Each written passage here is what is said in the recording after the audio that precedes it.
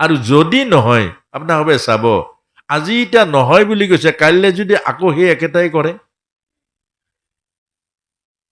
কাইলৈ যদি আকৌ সেই একেটা কৰে তেতিয়া পাপ লাগিব নাই ধৃতৰাষ্ট্ৰক সেইটোৱে কৈছে যি জানে যি বুজে যি দেখে নকৰে এইটোৱে হ'ল ভগৱানেও তেওঁক আগবঢ়াব নোৱাৰে উদ্ধাৰ কৰিব নোৱাৰে এই কথাটোকে বুজাইছে এই কেকটোত নাম লিখি হাতত চাকুখন দি কেকটো কাটি বাপেকক এক টুকুৰা খুৱায় মাংস কাটি খোৱাৰ নিচিনা নহ'ল জানো নিজৰ নাম ৰোচন কৰে মৃত্যুৰ পৰা অমৃতলৈ নিবলৈ চুৰি মাৰে জানো গতিকে এই কথাটোকে আমাক বুজাইছে আজিৰ পৰা এই কামটো আমাক দেৱৰাজ ইন্দ্ৰৰ মাজেৰে কুপৰম্পৰা য'ত বিজ্ঞান নাই য'ত দৰ্শন নাই য'ত সত্যতা নাই এইটো নকৰিব পৰম্পৰা কোনোবাই দিলে বুলি আপুনি নকৰিব কেলে মহাভাৰতৰ যুদ্ধত চব মৃত্যুলৈ ধাৱমান হৈছিলে অৰ্জুনে দেখিছে বিশ্বৰূপত চব মৰিবলৈ গৈছেগে কিন্তু তাৰ মাজত বাচিলতো পঞ্চপাণ্ডৱটো বাচিলে নাই কৰ্ণ কিমান বলৱান আছিলে অৰ্জুনতকে কিমান গুণ যেতিয়া কৰ্ণই ধনুষৰ মাৰে অৰ্জুনক 2 হাত পিছুৱাই দিয়ে অৰ্জুনে আকৌ 6 হাত পিছুৱাই দিয়ে কৰ্ণক আকৌ বাহ কৰ্ণ কৰে অৰ্জুনক আকৌ নকয় ভগৱানে আছে আৰে 2 হাত পিছুৱাইছে বাহ কৰিছে মই 6 হাত পিছুৱাই দিছো ভগৱানে মোক নকয় সুধিলে তেতিয়া ভগৱানে কৈছে অনন্ত কোটি ব্ৰহ্মাণ্ডৰ ভৰ তোমাৰ ৰথৰ ওপৰত আছে আৰু তুমি যিখন পঠিয়াইছা সেইটো খুব বেছি 150 কেজি আছে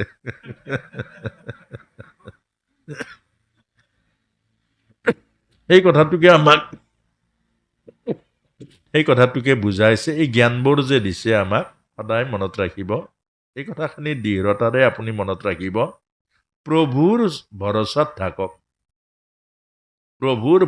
থাকক চব হৈ যাব আৰু প্ৰভুৰ চৰণ এৰি দিয়ক একেবাৰে নহয় এই কথাটোকে কৈছে যে আমি গোবৰ্ধনৰ মাজেৰে আমাক শিকাইছে আমাৰ জীৱৰ মান আমাৰ জীৱৰ মৰ্যাদা আমাৰ জীৱৰ স্বাভিমান আমাৰ জীৱৰ সম্পদ ঘৰখন সম্পদ নহয় আজি আপোনাক সবে চাব ইয়াত গাখীৰ এটোপাল নাই পাবলৈ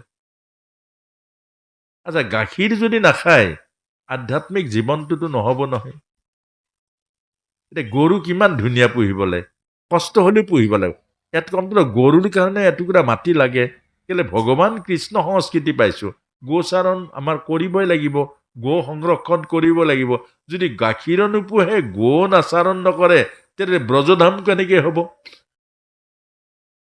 কৃষ্ণ ভক্তি কেনেকৈ আহিব আমি ভগৱানক মানু বুলি কওঁ ভগৱানক মানুহ কিন্তু গাখীৰ এটোপাল নাই ভগৱানক মানুহ গৰু নাই ভগৱান মানে সংস্কৃতি কৃষ্ণ সংস্কৃতি যদি আমি মানুহ হওঁ তেতিয়াহ'লে এই গৰু এটা নাই দৰকাৰ হ'লে ঘাঁহ খুৱাব লাগিব পইচা খৰচা কৰিব লাগিব ৰাখিবতো লাগিব নালাগিব আমাৰ এই কথাটোকে কৈছে যে আমাৰ জীৱনটোক অকল পইচা খাব নোৱাৰো নহয় অকল ঘৰৰ এই বস্তুৱে খাই মানুহ জীয়াই থাকিব পাৰিব জানো নোৱাৰিব সেইকাৰণে আমাক এইখিনি কথা কৈছে যে আমাৰ যে বিষ্ণু মন্দিৰটো এইটো কমিটিখনৰ নহয় আজি ধেমাজিৰ মৰ্যাদা নহয় জানো ধেমাজিৰ স্বাভিমান নহয় জানো আজি গোটেই ধেমাজিৰ চিনাকি নহয় জানো কেলে বিষ্ণু মন্দিৰ যে আছে শিৱ মন্দিৰ যে আছে এই বস্তুটো আমাক বুজাইছে যে ব্ৰজধামৰ গোবৰ্ধন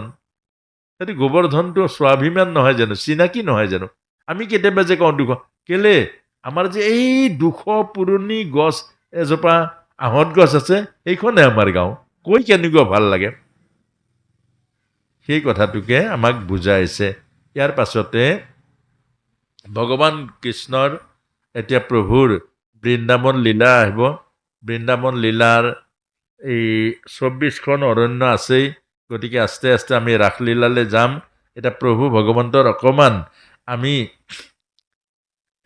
অকণমান আগলৈ যাওঁ আগলৈ যাওঁ মানে প্ৰভু ভগৱন্তৰ এই সন্দীপনী মুনিৰ গৃহলৈ গৈছে, বহুত ডাঙৰ হোৱাত গৈছে আকৌ প্ৰভু।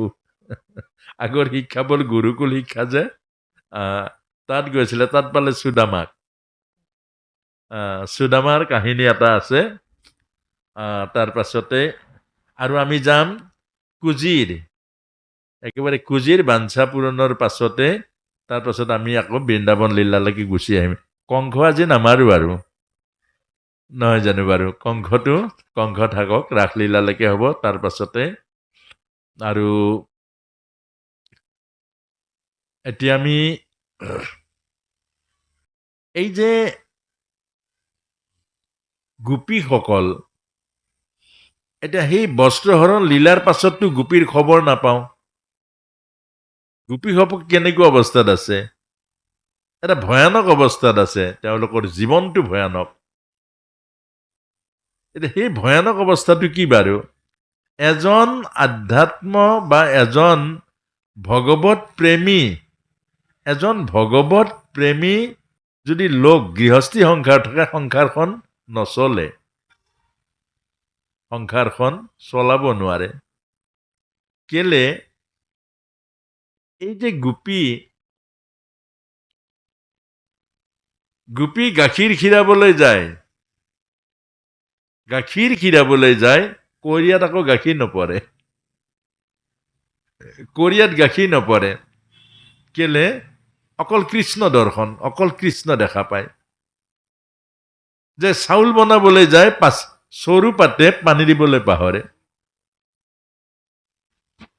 কেঁচুৱাক গাখীৰ খুৱাইছে, কেঁচুৱাক লুটি খাই কোলাৰ পৰা পৰি যায়, কেলে? চাৰিওফালে কৃষ্ণ দৰ্শন। আমাৰ এতিয়া সেইটো অৱস্থা হৈছে মোবাইলত। এতিয়া মোবাইলত এনেকুৱা ইণ্টাৰেষ্ট লাগে যে কি হয় পাত্তা নাই আৰু। অৰ্থাৎ এই কথাটোকে আমাৰ গোপীসকলৰ অৱস্থাটো হৈছে, ভগৱত প্ৰাপ্তিৰ অৱস্থাটো তেনেকুৱা।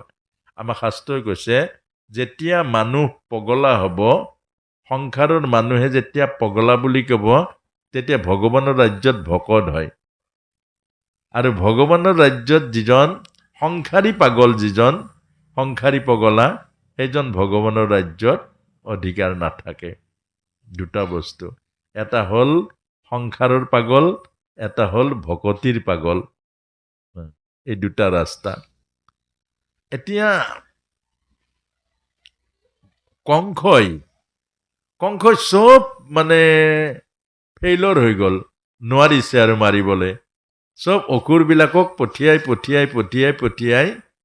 কংস আৰু সি নোৱাৰা হৈ গ'ল আৰু। এতিয়া তাৰ পাছতে কংসই আৰু উপায় কি ল'ব বাৰু? কংসইতো এতিয়া ভগৱান কৃষ্ণক মাৰিব নোৱাৰিলে, কত যত্ন কৰিলে, মাৰিব নোৱাৰিলে। এতিয়া তাৰ পাছত কি কৰিব? কংসই আকৌ নতুন বুদ্ধি এটা লগালে। নতুন বুদ্ধিটো হ'ল অক্ৰূৰক পঠিয়ালে, মাতি লৈ গ'লে, অক্ৰূৰ, তুমি কাম এটা কৰা। বোলে কি? বোলে মোৰ দুজন ভাগিন দুটা যে আছে, ব্ৰজৰ পৰা মোৰ ভাগিন দুটাক লৈ আনা ধনুষ যজ্ঞ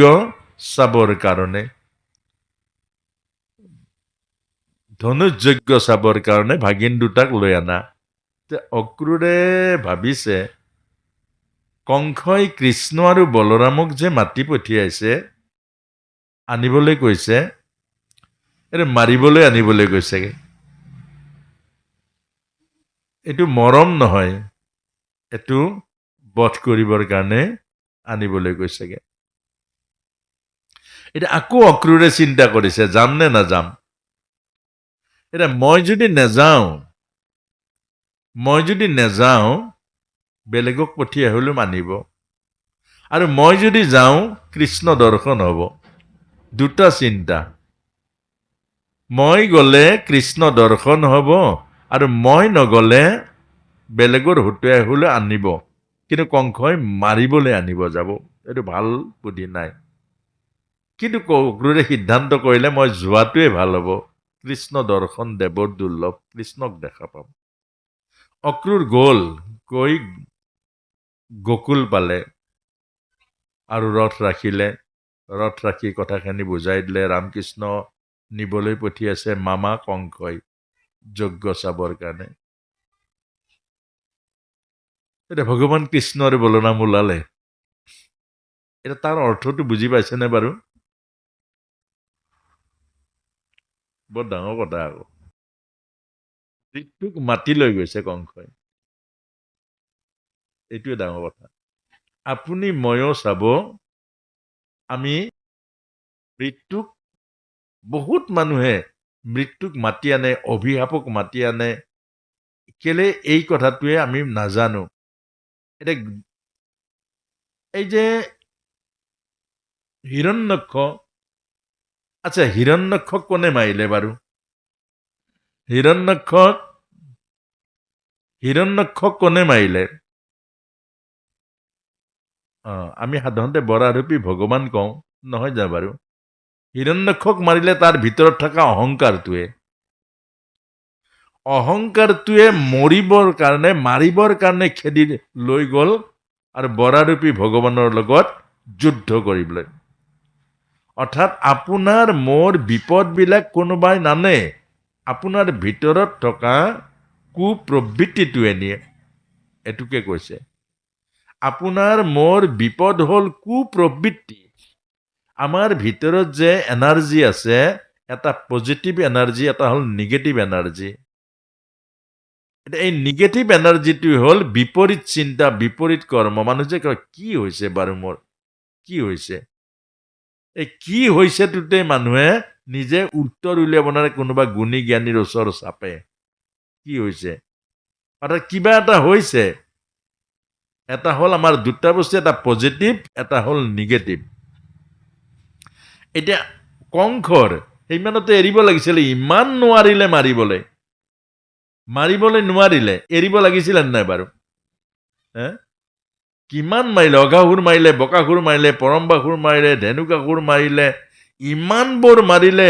কেঁচুৱা ল'ৰাটোৱে এই কেঁচুৱা বয়সতে ইমানবোৰ পুতনাৰ নিচিনা ভয়ানক ৰাক্ষসীক বধ কৰিলে, ইমানবোৰ মাৰিলে। ইমানবোৰ মাৰাৰ পাছতে এৰিব লাগিছিলে নাই বাৰু? আপুনিও যুঁজি মানুহজনক পাৰা নাই, এৰিব লাগিছিলে। কিন্তু আমি এৰো জানো? আমি কেতিয়াও নেৰো। এইটো বৰ ডাঙৰ কথা আকৌ। এইবোৰ বুজিলে ভাগৱত বুজা হ'ব, আপুনি শান্তি পাব। আপোনাৰ হ'ব, চাবচোন আমি কিমান কথাবোৰত লাগি ধৰো। কেনেকে লাগি ধৰো? কাৰোবাৰ লগত এনেই লাগি ধৰো, এনেই কাজিয়া কৰো, এনেই মাত বোল নাই, এনেই কিবা কিবি। লোকচানটো কাৰ হ'ল? এই কথাটোকে বুজাইছে। এতিয়া শেষত গৈ কংসই মৃত্যুক মাতিবলৈ গৈছেগে। ঈশ্বৰ বিমুখ মানুহৰ জীৱনৰ অন্তিম অৱস্থা এইটো হয়, এইটোকে বুজাইছে। ঈশ্বৰ বিমুখ যিবিলাক মানুহ, অন্তিম অৱস্থাটো সেইটো হয়, নিজে মৃত্যুক চপাই লয়। আপুনি এটা মনটোত এনেকুৱা কাৰোবাৰ শত্ৰু কৰিলে, আপুনি নিজে দেখিছে দিন ৰাতি আপোনাৰ চুক শুকাই গৈছে, হিংসা বিদ্বেষ কৰোঁতে আপুনি শান্তি নাই, টোপনি নাই, মানুহজনক দেখিলে মূৰটো গৰম হৈ যায়। আৰু সেই মানুহজন আপুনি তামোল পানা টানি তাক দিয়ক, তাক লাগিলে আপুনিয়ে ক্ষমা খুজক। প্ৰভু, মোৰ এতিয়া আপোনাৰ লগত এনেকুৱা, মই আৰু এনেকুৱা নহ'ব, আপোনাৰ পৰা আজিৰ পৰা মই একদম, আপুনি মোক এৰি দিয়ক দেই। আৰু সেইটোহে, তেতিয়াই শান্তি পাব। এতিয়া শেষত গৈ কংস ভগৱানক মাতিবলৈ, অগ্ৰুৰ 2 নাও 2 ভৰি। আমাৰ ভক্তক আকৌ ভগৱানে কিমান কৃপা কৰে চাব। 2 নাও 2 ভৰি, আৰু 2 নাও 2 ভৰি গৈ পালে ভগৱান কৃষ্ণ আৰু ৰামক ৰথত উঠালে, লৈ গুচি আহিলে। আহি মনৰ মাজত সেইটো বেয়াও লাগিছে, ময়ে নিবলৈ আহিলো, মোৰ হাততে মৰিব নিচিনা হ'ল নহয় জানো? যে ময়ে নিবলৈ আহিলোতে মোৰ হাততে মৰিব, এনেকুৱা। তাৰ পাছতে ভগৱত কৃপাবোৰ কেনেকুৱা আহে? আপোনাৰ মোৰ জীৱনৰ ভয়ানক সমস্যাৰ পৰক আপোনাৰ প্ৰভুৱে সমাধান দিবই, কিন্তু প্ৰভুৰ চৰণত থাকিব লাগিব। আমি যে প্ৰভুৰ ভক্তি কৰিব লাগে এইকাৰণে কৰিব লাগে জীৱনৰ যিকোনো মুহূৰ্তত জীৱনৰ যিমান সমস্যা নহওক আপোনাৰ মোৰ জীৱনৰ এই সমস্যা প্ৰভুৱে ভিতৰত প্ৰভুটো অন্তৰ্যামী নহয় জানো এইটো সংবিধান আপোনাক দি দিব শেষত গৈ উদ্ধৱে কি কৰিলে গধূলি হৈ এই নিত্য সন্ধ্যা কৰিবৰ কাৰণে পানীত নামিলে আৰু পানীত নামাৰ পাছতে পানীৰ তলত ডুব মাৰি দেখিলে বলৰাম অনন্ত আৰু অনন্তৰ ওপৰতে শ্ৰী ভগৱান কৃষ্ণ বহি আছে নাৰায়ণ ৰূপে আৰে এই দুজনকতো পানীৰ পাৰত থৈ আছিলো ৰথত ইয়াত দুটা কেনেকে ওলালে আকৌ পানীৰ পৰা উঠি আহিলে মহাভাগৱত অক্ৰূৰ পানীৰ পৰা উঠি আহি বাহিৰত দেখিলে ৰথতে বহি আছে আকৌ আহি ডুব মাৰি দেখিলে আকৌ সেই একেটাই বলৰাম অনন্ত আৰু ভগৱান কৃষ্ণ শ্ৰীমান নাৰায়ণ হেৰিৰ ওপৰত বহি আছে আকৌ ওপৰলৈ আহিলে অক্ৰূৰে দুবাৰমান ওপৰ তল কৰিলে তাৰ পাছত মনৰ সন্দেহ দূৰ হৈ গল কৃষ্ণ মাৰিব নোৱাৰে কংক মৰিব ফাইনেল হৈ গল এইটোৱে জ্ঞান আমাৰ এইটোৱে জ্ঞান গতিকে ভগৱানে কৈছে মদ ভক্ত সংগ বৰ্জিতা মোৰ ভক্ত সংগ বৰ্জন কৰক মোক ভজক মন্মনা ভৱ মদ ভক্ত সংগ বৰ্জিতা একমাত্ৰ মোৰ আশ্ৰয় লওক মোক চিন্তা কৰক মোক সৰ্বস্ব বুলি থাকক মই উদ্ধাৰ কৰিমেই সৰ্বধৰ্মান পৰিত্যাজ্য মাম একং শৰণং ব্ৰজ অহং তাং সৰ্ব পাপেভ্য মোক্ষস্যে মা শুচ গতিকে এই কথাটোকে আমাক কৈছে বিশ্বাস কৰক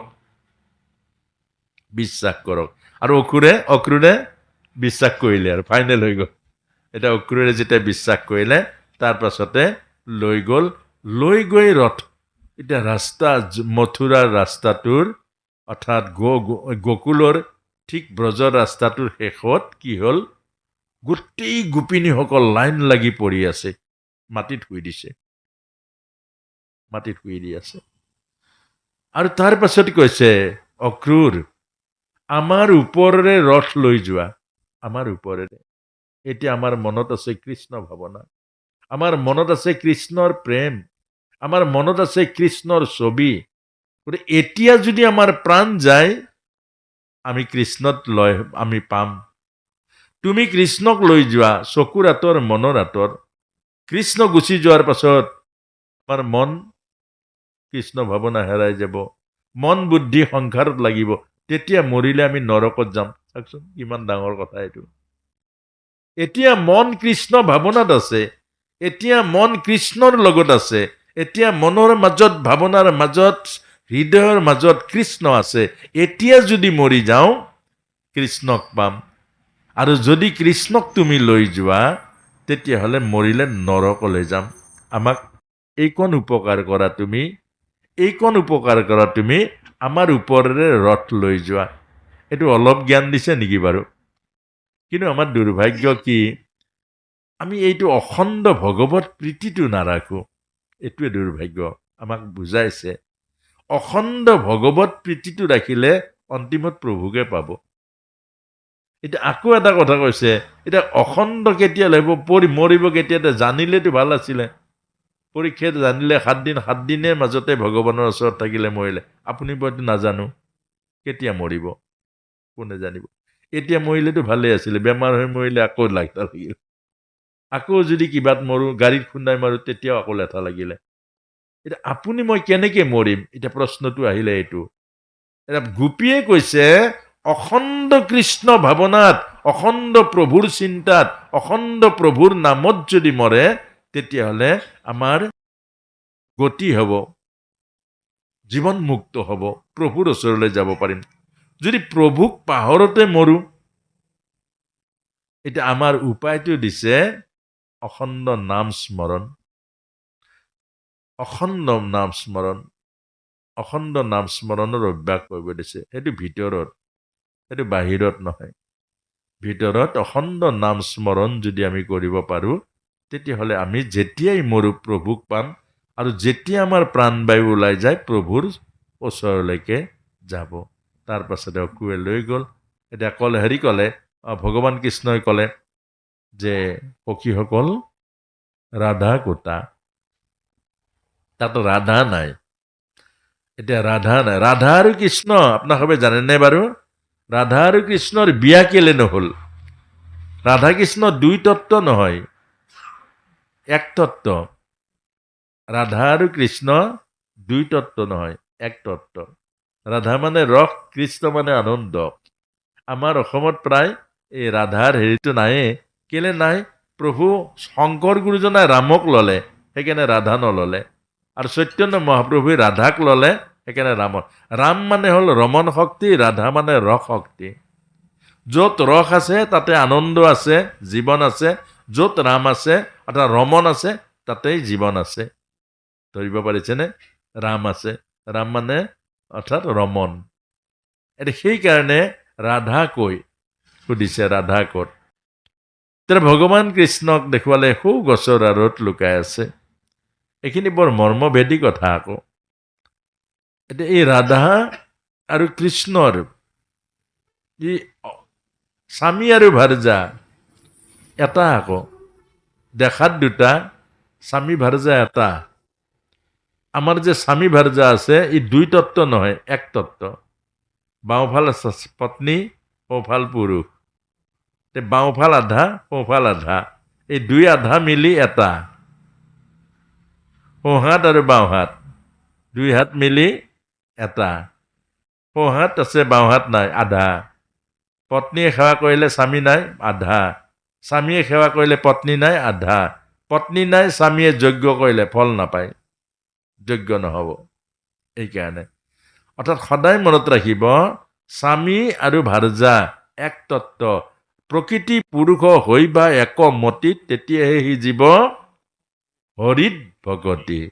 আৰু সেই কথাটোকে আমাক কৈছে।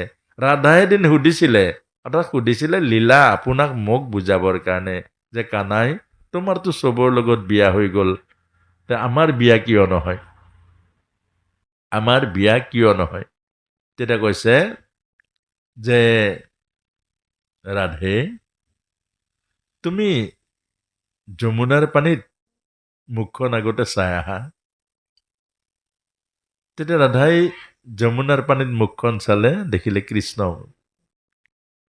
ৰাধা আৰু কৃষ্ণ এক তত্ত্ব, একৰ লগত কেনেকে বিয়া হ'ব? একৰ লগত বিয়া নহয়। আৰু তাৰ পাছতে ৰাধাৰ ওচৰ পালে, গছৰ মাজৰ পৰা ৰাধা ওলাই আহিলে, লুকাই আছিলে। ৰাধে, কানাই, তুমি জানো নাজানা আমাৰ অৱতাৰৰ উদ্দেশ্য কি? আমি যে গোলকৰ পৰা আহিছো, কিয় আহিছো তুমি জানো নাজানা? বোলে জানো, সেইকাৰণে মই লুকাই আছো। ধূপটো সেইকাৰণে মই লুকাই আছো। বোলে কেলে? জানো ছাৰ, তুমি মোক দেখি তোমাৰ কৰ্তব্যৰ পৰা বিমুখ হোৱা। এটা স্বামী আৰু ভাৰ্যাই তেনেকুৱা। কিমান ত্যাগ, কিমান পুৰুষাৰ্থ মনত কৰিবচোন। এজন পুৰুষে এগৰাকী নাৰীক বিবাহ পাতি আনি যদি সুখী কৰিব নোৱাৰে, সেইজন পুৰুষ ফেইলৰ হৈ যায়। এজন পুৰুষে এগৰাকী নাৰীক যদি সুখী কৰিব নোৱাৰে, সেইজন পুৰুষ মানে পৰাজয় হয়। এজন পুৰুষৰ মানে এইটো কি বুলি কয়, পুৰুষত্বৰ পৰাজয় বুলি কৈছেগে। এজনী নাৰীক যিগৰাকী চাবচোন, আইগৰাকীয়ে সকলো ত্যাগ কৰি আপোনাৰ ওচৰলৈ আহিছে। সকলো, মাকক এৰিছে, দেউতাকক এৰিছে, ভাই ককাই এৰিছে, জাতি এৰিছে, গোটেই বংশটো ছেদ কৰিছে। সেই বংশত বাপেক মৰিলেও মাত্ৰ এসাঁজ ভাত লঘোণ দিব লাগে। এনেকৈ অহা এগৰাকী নাৰীক এজন পুৰুষে যিটো এই মৰম, স্নেহ, ভাল পোৱা, কাহানিও অভাৱ অনুভৱ নকৰা, কাহানিও মাতৃ পিতৃৰ অভাৱ অনুভৱ নকৰা, সুখী কৰিবৰ কাৰণে এইটোৱে আমাক বুজাইছে। এগৰাকী নাৰী বাৰু স্বামীৰ কাৰণে কিমান ত্যাগ কৰে, অন্তৰ ভাৱনাযুক্ত মনেৰে চাওকচোন। প্ৰতিটো পলকতে স্বামীৰ আয়ুসৰ সেৱা কৰে। এই সেন্দুৰ হ'ল আয়ুসৰ প্ৰতীক। সেন্দুৰ হ'ল নাৰীৰ আয়ুসৰ প্ৰতীক। কাৰ? স্বামীৰ আয়ুস। শাখা সেন্দুৰ মংগলসূত্ৰ, স্বামীৰ আয়ুস লুকাই আছে তাত। প্ৰতিদিন স্বামীৰ সেৱা কৰে। প্ৰতিদিন স্বামীৰ মংগল চিন্তা কৰে, স্বামীক বাদ দি অন্ন নলয়, স্বামীটো য'তে ত'তে খাই ফুৰে। গতিকে এই গোটেই এগৰাকী নাৰী, কিন্তু আপুনি এইবোৰ অনুভৱ যদি কৰে, আপুনিতো কাহানিও এটা বংশ নাপালেহেঁতেন। আপোনাৰ আইগৰাকী আপোনাক এটা বংশ দিলে, যিগৰাকী পত্নী আনিলে তাইৰ পৰা আপোনাৰ বংশটো ৰক্ষা হ'ল। গতিকে এই কথাখিনিয়ে আমাক বুজাইছে। আৰু সেইকাৰণে ক'লে যে কানাই, মোক দেখিলে জানোচা তুমি বিমুখ হৈ যোৱা, সেইকাৰণে মই তোমাৰ আগলৈ ওলোৱা নাই, কৃষ্ণৰ আগলৈ ওলোৱা নাই। তেতিয়া ক'লে ৰাধে, মই ওলালো, তাৰমানে জানিব আৰু লগ নাপায় আৰু মই দায়িত্ব আৰু কৰ্তব্য। কিন্তু এটা কথা কানাই, তোমাৰ এই জন্মটোও পূৰ্ণ নহ'ল। এই কথাটোকে বুজাইছে। বোলে কৃষ্ণ সচকিত হৈ গ'ল, কেলে পূৰ্ণ নহ'ল? মইতো এইবাৰ পূৰ্ণ তত্ত্ব লৈ আহিছোঁ, কৃষ্ণ পূৰ্ণ ব্ৰহ্ম। বোলে নহয়, এটা থাকি গ'ল তোমাৰ। বোলে কি থাকিলে? বিৰহিনী ৰাধাৰ হৃদয়ৰ বিৰহ তুমি অনুভৱ কৰিব নোৱাৰিবা এই জন্মটো। ৰাধাৰ যিটো বিৰহ, পাই হেৰুৱাৰ বিৰহ, পাই নোপোৱাৰ বিৰহ, এইটো তুমি অনুভৱ কৰিব নোৱাৰিবা এই জন্মত। তেতিয়া ভগৱানে সুধিছে যে মই সেইটো পুৰা কেনেকৈ কৰিম? আকৌ পৃথিৱীত আহিব লাগিব, আকৌ তুমি পৃথিৱীলৈ আহিব লাগিব। আৰু এই চৈতন্য মহাপ্ৰভু ৰূপে আহিলে ভগৱান কৃষ্ণ। হৃদয়খন ৰাধা লৈ আহিলে, ৰাধাৰ হৃদয়খন লৈ আহিলে চৈতন্য মহাপ্ৰভু। আৰু সেইকাৰণে গোটেই জীৱনটো কান্দিলে, গোটেই জীৱনটো কান্দিলে। চৈতন্য মহাপ্ৰভুৰ গোটেই ধৰ্মটোৱেই বিৰহ। তেওঁ গোটেই কান্দিলে, যমুনাত পৰি পৰি কান্দিলে, যমুনাৰ বালিত পৰি পৰি কান্দিলে। আৰু তেওঁ হেনো অন্তিমত যি টুকুৰা জাগাত আছে, বহুত এটা এৰিয়া বান্ধি দিছে, তাত কোনেও কৃষ্ণৰ নাম ল'ব নোৱাৰিব। কোনোবাই কৃষ্ণ নাম লোৱাৰ লগত লগত তেওঁ 4-5 দিনলৈকে সংজ্ঞাহীন হৈ যায়, অচেতন হৈ যায় কৃষ্ণ প্ৰেমত, কৃষ্ণ ভাৱনাত। আৰু তেওঁ নাচিলে মাটিৰ পৰা ওপৰত নাচে। এই কথাটোকে চৈতন্য মহাপ্ৰভু ৰাধাৰ হৃদয়খন লৈ আহিছে। চৈতন্য মহাপ্ৰভু সাক্ষাৎ কৃষ্ণ।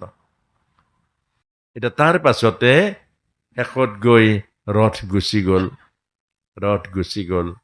গৈ কি পালে? মথুৰা পালে। মথুৰা পোৱাৰ পাছতে অক্ৰূৰক ক'লে, খুৰা আমি অলপ মথুৰা চাওঁ, মামাৰ ৰাজ্য। গতিকে তুমি এতিয়া যোৱাগে, আৰু আমি ইয়াৰ পাছত তোমাৰ ঘৰলৈ যাম। হ'ব। প্ৰথম পালে ধুবিক। ধুবিক বস্ত্ৰ খুজিলে। ধুবি কংসৰ ধুবি আছিলে। ধুবিক বস্ত্ৰ খুজিলে, বস্ত্ৰ নিদিলে। একেপাৎসৰতে ধুবিক বধ কৰিলে। অৰ্থাৎ আপোনাক মোক বুজাইছে, ভগৱানে যেতিয়াই যি বিচাৰে প্ৰভুক দিব। এই গোটেই অধিকাৰ প্ৰভুৰ। এই জগতত আমি যি পাইছোঁ চব প্ৰভুত পাইছোঁ। আৰু যিকোনো মুহূৰ্ততে সেৱা যদি পায়, সেৱা বিমুখ নহ'ব। সেৱা যদি কেতিয়াবা এটা পায়, সুবিধা এটা পায়, আপুনি পিছ নুহুকিব। কেলে? এই সমস্ত জগতৰ যিমানবোৰ আছে চব প্ৰভুৱে দিছে। আপোনাক মোক মৰম কৰি দিছে প্ৰভুৱে। আৰু প্ৰভুৰ সেৱা পাই যদি বিমুখ হয়, প্ৰভুৱে শাস্তি দিয়ে। এই কথাটোকে কৈছে। ধুবিৰ মাজেৰে ধুবিক একেপাৎসৰতে বধ কৰিলে। তাৰ পাছতে দ্বিতীয়তে লগ পালে মালিক। ফুলৰ মালা বনোৱা সেই মালিক লগ পালে। মালি প্ৰভুক দেখাৰ লগে লগে আহি মাল্য অৰ্পণ কৰিলে, মালা পিন্ধালে, আৰু মালিক বৈকুণ্ঠলৈ পঠিয়াই দিলে। মালিক কৃপা কৰিলে। আৰু তাৰ পাছতে ভগৱান কৃষ্ণ গৈ কুজিক পালে। কুজি, কুবুজা।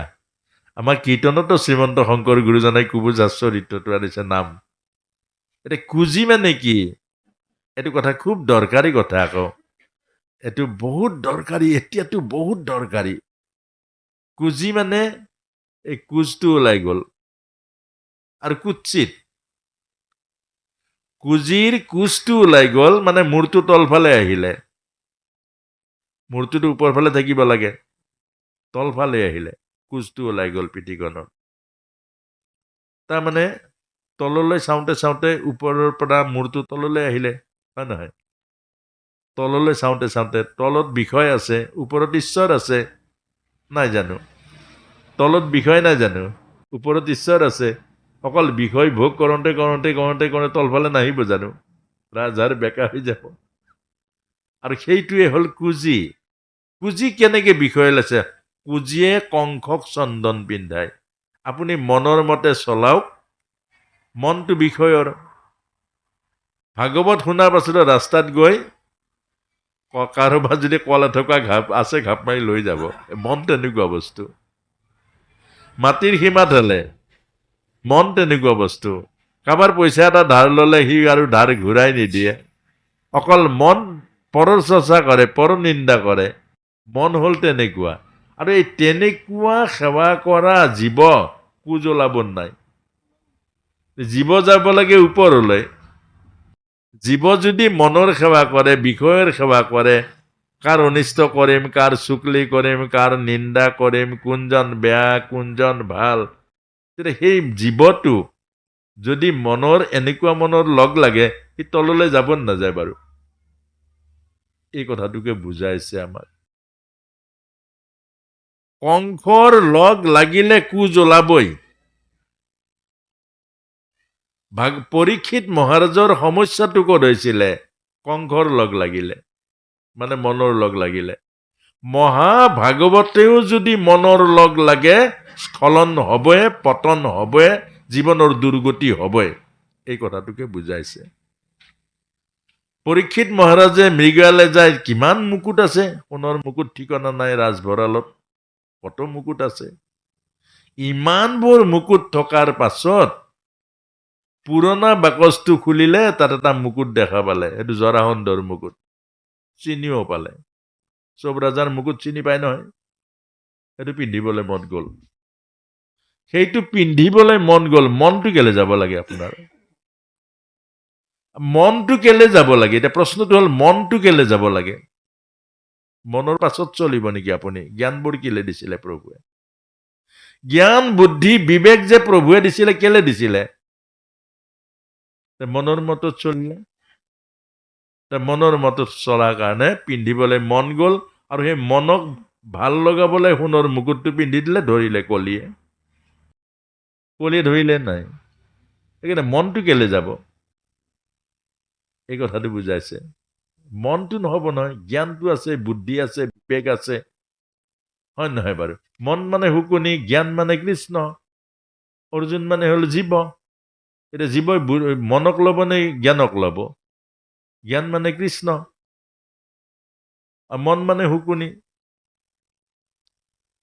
মনৰ অধীন হলে আপোনাৰ, অৰ্থাৎ এইটোকে বুজাবলৈ গৈছেগে, যি মানুহ মনৰ অধীন হয়, যি মানুহ মনৰ মতে চলে, যি মানুহে মনৰ লগত সম্পৰ্ক কৰি অকল মনৰ লগত যাৰ জ্ঞান আৰু বুদ্ধিক আশ্ৰয় নকৰে, যি বিবেকী নহয়, বুদ্ধিৰ নহয়, যি ধৈৰ্য, সেইজনে কেতিয়াও জীৱনৰ সত্য ৰাস্তাত যাব নোৱাৰে। এইটোৱে হ'ল কুজি। কুজটো ওলাই যাব। কেলে? মনে তললৈ নিব জীৱক, ওপৰলৈ নিনিয়ে। কংসৰ সেৱা কৰোঁতে কৰোঁতে কুজটো তললৈ ওলাই গ'ল। কেলে? কৃষ্ণ দেখাই নাই আকৌ। কৃষ্ণ দেখাই নাই, ভাগৱতৰ জ্ঞান পোৱাই নাই, আধ্যাত্মিক জীৱন পোৱা নাই, আধ্যাত্মিক গুৰু পোৱা নাই, আধ্যাত্মিক সাধনা পোৱা নাই। আপুনি চাব, হেজাৰ বুজালেও কামত নাহে। কিমান বুজো আমি? ভাগৱতেই শুনি আছো, জীৱনৰ এটা বস্তু এৰিব নোৱাৰো। কেলে নোৱাৰো বাৰু? সেইটো একদম শপত খাই লৈছো, এৰাটো একো নোৱাৰো, শুনাটো কিন্তু পুৰা শুনিম। আমি বৰ তেনেকুৱা, হয় নহয়? এইটো কুজি কিন্তু তাৰ বিপৰীত। ইমান সুন্দৰ কথা এটা কৈছে। আপোনালোকে চাব, এতিয়া কলিত জ্ঞানবোৰ কোনে লৈছে জানে? অন্ত্যজ। আপুনি মই যাক তলৰ বুলি ভাবিছো, আপুনি মই যাক কছাৰী বুলি ভাবিছো, চিডিলকাজ বুলি ভাবিছো, এওঁলোকে জ্ঞানটো লয়। এইটোৱে বুজাইছে। আমি যাক অভকত বুলি ভাবিছো, আমি যাক লেতেৰা বুলি ভাবিছো, আমি যাক নিজ বুলি ভাবিছো, তেওঁলোকে যদি কিবা কাৰণত পাই যায়, একদম ধৰি ল'ব। এইটোৱে কুজি। এইটোৱে কুজি। কংসক কিমান বুজালে, কংস কৃষ্ণ নুবুজিলে। দুৰ্যোধনক কিমান বুজালে, দুৰ্যোধনে কৃষ্ণ নুবুজিলে। এতিয়া কুজি বুজিব চাব। শবৰী চণ্ডালিনী আছিলে, শবৰীক বুজালে, শবৰী বুজি গ'ল। শবৰীক গুৰুৱে ক'লে যে তোৰ ওচৰলৈ প্ৰভু ৰাম আহিব, নৱদ ভক্তিৰ কথা কৈ তোক মুক্তি দিব। এইটোৱে ধৰি ল'লে, এইটোৱে বুজি ল'লে। ধৰিলে মানে উদ্ধাৰে হৈ গ'ল আৰু প্ৰভু ৰাম যাবলৈ বাধ্য হৈ গ'ল। প্ৰভু ৰাম গৈ উদ্ধাৰ কৰিলে। এই কথাটোৱে আমাক বুজাইছে যে কুজিক লগ পালে তেতিয়া কুজি প্ৰথম দেখিছে জীৱনত। আৰু আমাৰো ভাগৱত ইয়াত প্ৰথম শুনা মানুহ বহুত আছে, নহয়নে প্ৰভু? কোনোবা প্ৰথম শুনা আছেই। এতিয়া কুজিও প্ৰথম দেখিছে, এইটো বৰ ডাঙৰ কথা আকৌ। এতিয়া প্ৰথম দেখি কুজি মিলাই চালে, কুজি আকৌ মিলাই চালে। আপুনি মই আকৌ সদায় দেখো কিন্তু মিলাই নাচাওঁ, এইটো ডাঙৰ কথা। চাবচোন, কথাখিনি শুনি থাকে মাজত ভগকে গুচি যায়। কেলে আধা যে অকণমান শুনি যায় সেইটোও নাভাবে। আৰু যোৱাৰ পাছতো কথাখিনি ৰোমন্থন নকৰে। কথাখিনি আকৌ পালন কৰিবৰ কাৰণে অকল যত্ন, পালনটো আপুনি মই কৰিব নোৱাৰো, এতিয়া আপুনি পাৰিব, কিন্তু প্ৰভুৰ কৃপা হ'ব। কিন্তু অন্তত যত্নটো কৰিব পাৰো। এইটো কুজি যেনেকে আস্তেকে তলফালৰ পৰা মূৰটো দেখিলে কৃষ্ণ। কৃষ্ণতকৈ সুন্দৰ আৰু আছে জানো কোনোবা? আজি এই যে 7 দিন আমি আধ্যাত্মিক কথাবোৰ ব্যাখ্যা হ'ল, ইয়াতকৈ সুন্দৰ আৰু কিবা আছে জানো? এই সুন্দৰ কথাখিনি আমি যদি জীৱনত প্ৰয়োগ কৰোঁ, জীৱন কেনেকুৱা হ'ব? সুন্দৰেৰে ভৰি পৰিব। একেটাই বস্তু, ভগৱান কৃষ্ণ আৰু আজি আমি ভাগৱতৰ 7 দিন শুনা কথা একেটাই বস্তু, একেটাই।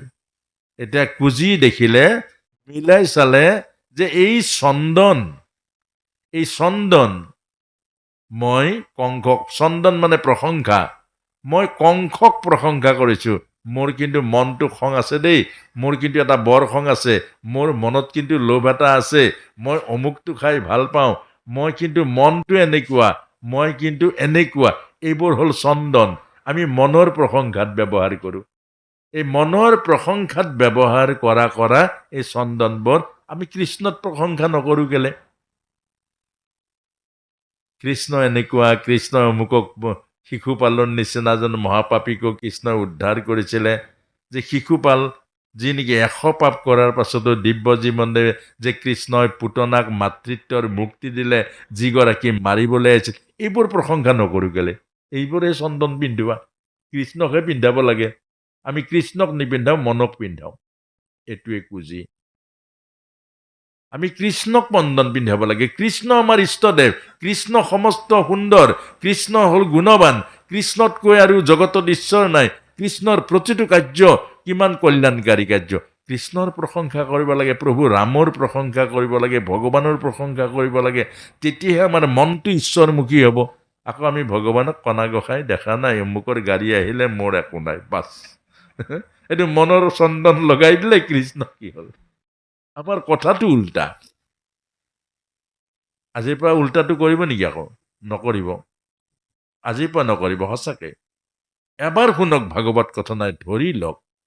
ইয়াৰ পৰা কেতিয়াও মিছা কথা নহয়, ধৰি লওক। এইটোৱে ধৰি ল'বলৈ কৈছে। কুজিৰ নিচিনাজনীয়ে যদি, কুজিৰ নিচিনা এগৰাকী আয়ে যদি এবাৰ দেখাৰ পাছত প্ৰভুক সাৱটি ল'লে, প্ৰভুক সৰ্বস্ব কৰিলে, প্ৰভুক চন্দন পিন্ধাই দিলে, আৰু সেই লগে লগে ভগৱান কৃষ্ণ তুষ্ট হ'ল। কি কৰিলে? চিবুকত ধৰি অকমান চুই দিলে, টান মাৰি দিলে, দিব্য সুন্দৰী হৈ গ'ল, কুৎসিতা হৈ গ'ল, দিব্য সুন্দৰী। অৰ্থাৎ মনৰ সেৱা যিয়ে কৰে সি কুৎসিত, এইটো বুজাইছে। যি মানুহে মনৰ সেৱা কৰে, মন গৈছে অমুক খাম, মন গৈছে অমুক কৰিম, মন গৈছে অমুক কৰিম, মোৰ মন গৈছে অমুক কৰিম, এইটো কুৎসিত মানুহ। কাৰণ মনটো যাৰ কুৎসিত, সি কুৎসিতে হ'ব, হয় নহয় বাৰু? এই কথাটোকে বুজাইছে। আজিৰ পৰা আপুনি দিব্য সুন্দৰী হ'বলৈ, আপোনাক মোকো কৈছে, আমি যদি দিব্য সুন্দৰ হ'বলৈ এটাই উপায় আছে, প্ৰভুৰ সেৱা কৰোঁ, প্ৰভুৰ চৰণ সেৱা কৰোঁ, প্ৰভুৰ সেৱা আমি যদি কৰোঁ তেতিয়া আমিও সুন্দৰ হৈ যাম। আৰু প্ৰভুৱে কুজিক কৈছে যে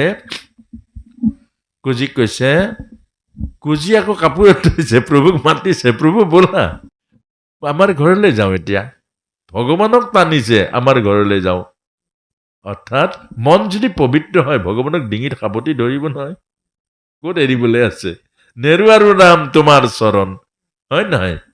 মন খালি পবিত্ৰ হ'ব লাগে। নেৰু আৰু ৰাম তোমাৰ চৰণ। আৰু সেইকাৰণে কুজিয়ে কৈছে, তেতিয়া ভগৱানে কৈছে কংস বধ কৰি মই আহিম তোমাৰ ওচৰলৈ।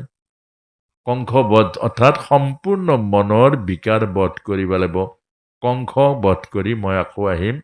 আৰু সেইকাৰণে কংস হ'ল অসুৰ, অৰ্থাৎ কংস হ'ল অহংকাৰ আৰু অভিমানী মন, সেইকাৰণে কংস অসুৰ।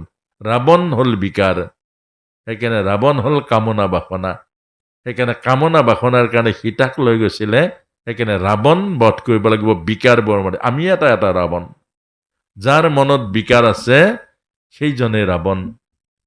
যাৰ মনত বিকাৰ, এতিয়া কিমান ৰাৱণ ওলাইছে, কত সীতা হৰণ কৰিছে তাৰ পাত্তা নাই, সেইটো হ'ল বিকাৰ। আৰু সেইকাৰণে আমাক এইটো কথা বুজাইছে।